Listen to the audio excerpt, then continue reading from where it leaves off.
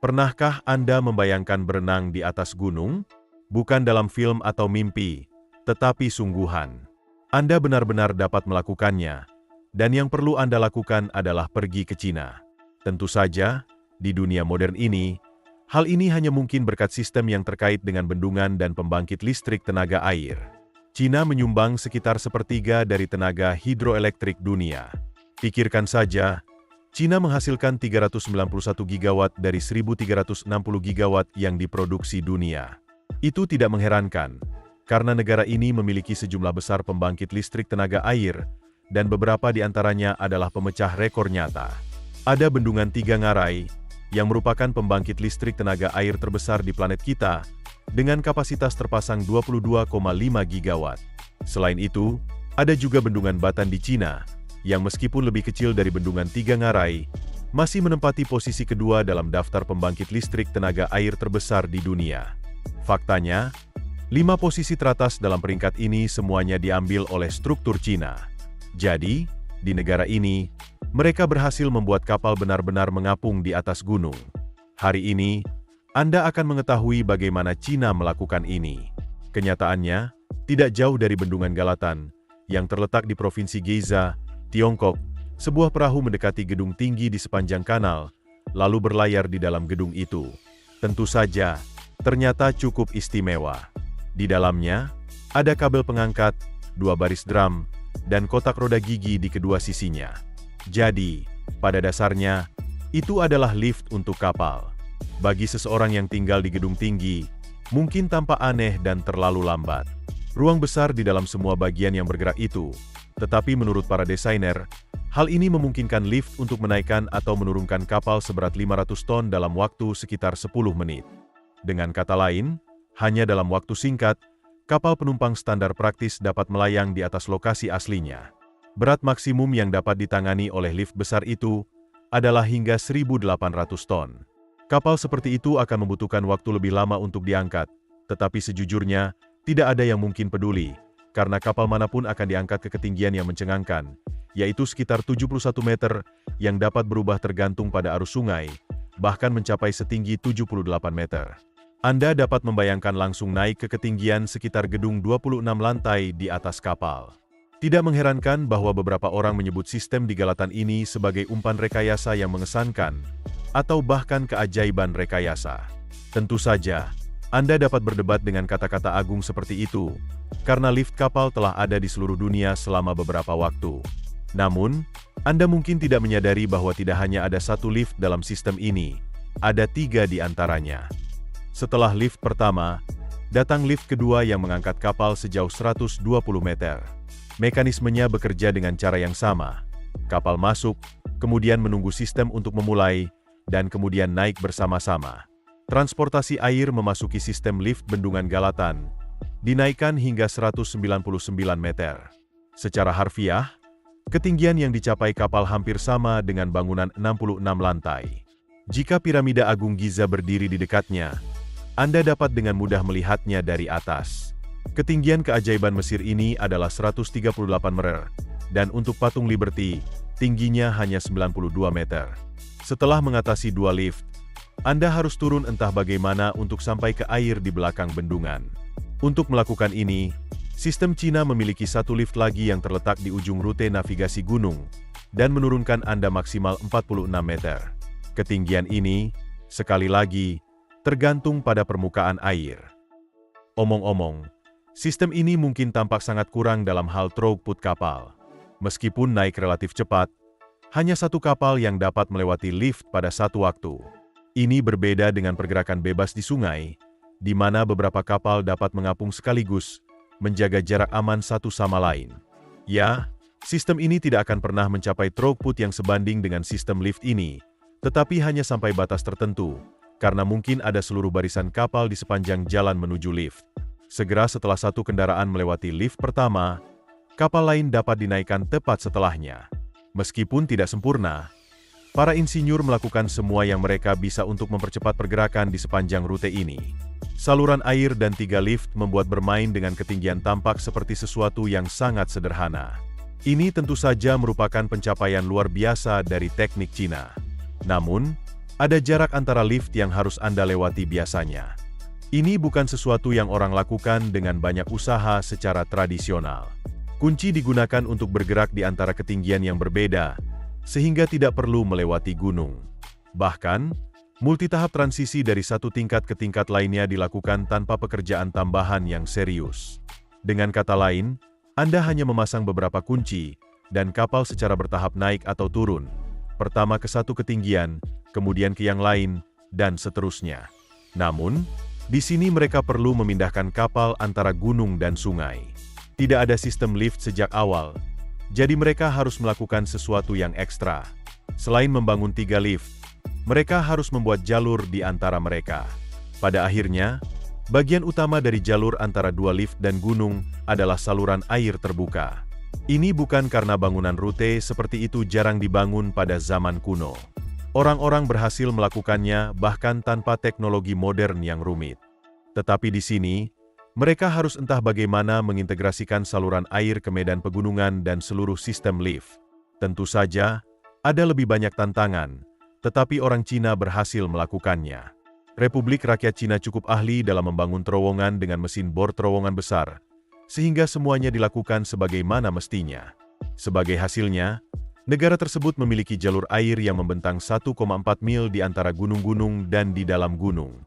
Ya, seluruh sistem akhirnya menghabiskan cukup banyak biaya di sekitar bendungan yang sedang dibangun dari tahun 2003 hingga 2009. Anda dapat segera melihat fitur utamanya. Itu adalah bendungan lengkung. Langsung dari awal, Anda dapat membandingkannya dengan bendungan Cina lainnya yang dibangun belum lama ini. Bentuknya hampir identik, dan lokasinya hampir sama. Tetapi dari segi ukuran, bintang hari ini tidak cukup sesuai dengan bendungan ini. Bendungan ini menampilkan sistem pengangkat kapal yang unik, berdiri setinggi 231 meter dan membentang sepanjang 558 meter. Sementara itu, Biotan mencapai ketinggian 289 meter dan membentang 710 meter yang luar biasa. Dengan demikian, daya stasiun hidroelektrik juga bervariasi dan cukup dramatis. Bendungan hidroelektrik Batan memiliki kapasitas total sekitar 16.000 megawatt, sedangkan Gaton tidak setara. Kapasitasnya hanya 3.000 megawatt. Output tahunan juga berada pada level yang sama sekali berbeda. Biotan mengeluarkan 6.240 kWh, sementara Gaton bahkan tidak mencapai 10.000 kWh. Jadi, bendungan Gaton dan pembangkit listrik tenaga air bukanlah sesuatu yang istimewa, kecuali tentu saja untuk sistem pengiriman yang memungkinkan Anda mengapung di atas pegunungan. Muncul pertanyaan, mengapa investasi usaha, waktu, dan uang yang begitu besar diperlukan jika bahkan objek utamanya tidak benar-benar? Mari kita lihat di mana bendungan dan sistem pengangkat kapalnya berada. Itu adalah tempat yang sangat sempit dan sulit untuk kapal, sehingga kita langsung kehilangan ide untuk menggunakan sistem kunci. Juga penting untuk dicatat bahwa Cina melakukan dengan cukup baik dalam pembangunan bendungan Gaton. Setiap bendungan menghalangi sungai, yang menyebabkan air menumpuk di satu sisi, meningkatkan permukaan air di sisi lain, di mana aliran air terbatas. Levelnya turun. Terkadang, perbedaan permukaan air sebelum dan sesudah bendungan tidak terlalu terlihat, tetapi dalam kasus stasiun pembangkit listrik tenaga air Gaton, penurunannya sangat parah sehingga mereka harus menyerah pada sistem ini. Dengan satu lift, akan terlalu memakan waktu dan berisiko untuk menaikkan kapal ke ketinggian seperti itu. Jadi, sangat penting untuk membangun bendungan dan pembangkit listrik tenaga air di sana, atau akan sulit untuk membuat proyek yang tidak terlalu padat karya dan murah. Baiklah, mari kita lihat Provinsi Giza. Disitulah Sungai Wu berada, dengan bendungan dan sistem yang mencakup 3 lift. Provinsi ini terletak di dataran tinggi Giza, Yunnan, dengan ketinggian rata-rata sekitar 1,1 km. Topografi secara umum dapat dibagi menjadi 3 jenis utama: dataran tinggi, pegunungan, bukit, dan lembah. Namun, 92,5% wilayahnya terdiri dari daerah perbukitan dan pegunungan yang tidak cocok untuk infrastruktur transportasi reguler. Disitulah banyak sungai mengalir. Secara umum, tidak peduli bagaimana Anda melihatnya, bendungan yang sudah selesai akan menjadi masalah untuk transportasi air, yang seringkali perlu diselesaikan dengan metode yang tidak konvensional, seperti sistem 3 lift. Mungkin mereka seharusnya tidak membangun bendungan di sini sama sekali. Tapi tunggu, itu sebenarnya bukan hal yang benar untuk dikatakan. Sumber daya lain di wilayah ini jauh lebih lemah daripada yang hidroelektrik. Potensi tenaga air di sini adalah 18,745 juta kilowatt yang menempati peringkat ke-6 di Cina. Jadi, pemerintah Geo benar-benar berusaha untuk memaksimalkan apa yang disediakan alam. Sebagai hasilnya, di Sungai Ru sendiri, ada 8 pembangkit listrik tenaga air dengan total kapasitas 8.500 megawatt, salah satunya adalah Gaton. Karena pihak berwenang tidak dapat mengabaikan potensi hidroelektrik yang menjanjikan di daerah tersebut, ada dorongan untuk memaksimalkan semua sumber daya air di Heya. Sebagian besar terkait dengan program nasional di mana Tiongkok berencana untuk secara signifikan mengalihkan sektor energinya ke sumber hijau pada tahun 2030. Pada tahun 2035, energi terbarukan diharapkan akan menyumbang sebagian besar dari total energi negara. Jelas, solusi paling sederhana dan paling efektif untuk Heya dengan gunung dan sungainya adalah memaksimalkan penggunaan sumber daya hidroelektrik. Sebenarnya, Anda tahu, ada banyak sungai di Geo, jadi mungkin akan lebih baik untuk mengirim kapal ke rute yang berbeda agar mereka tidak mendapatkan jalan dari pembangkit listrik tenaga air. Kita akan membahasnya.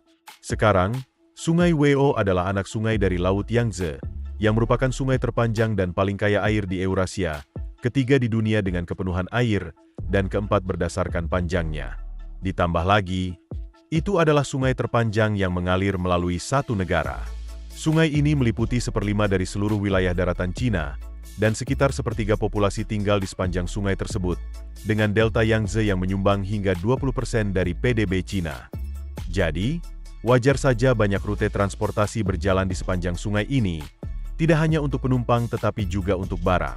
Katakanlah setiap wilayah di Cina yang tidak terhubung ke Tenggara Yangtze akan senang menjadi bagian dari jalur transportasi Cina yang hebat ini. Di Geo, ini memungkinkan karena, seperti yang telah kami sebutkan, Sungai Wo adalah salah satu anak sungainya. Wilayah tersebut membutuhkan pengembangan energi dan koneksi ke rute transportasi air, sehingga kami memiliki pembangkit listrik tenaga air Gaton dengan sistem pengangkatnya yang mampu menangani 2.928 juta ton kargo setiap tahunnya. Anda dapat berargumen bahwa selalu mungkin untuk mengangkut barang menggunakan semi-trailer atau truk barang. Namun, kedua opsi tersebut merupakan alternatif yang kurang efisien.